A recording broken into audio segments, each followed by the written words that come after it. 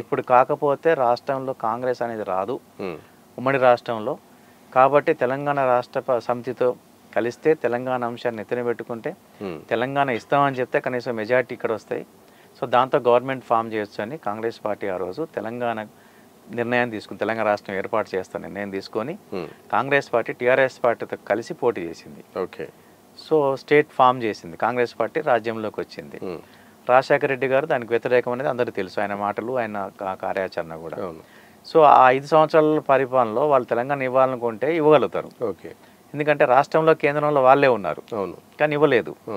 So ఆ అసహనం, ఆ మాట ఇచ్చిన తీరు, ఆ మాటకి కట్టుబడి ఉండట్లేదు అనేది, తర్వాత టీఆర్ఎస్ పార్టీని విలీనం చేసుకోవడానికో డిస్టర్బ్ చేయడానికో చేసే ప్రయత్నాలు ఇవన్నీ కూడా ప్రజల దృష్టిలో ఉన్నాయి. ఓకే.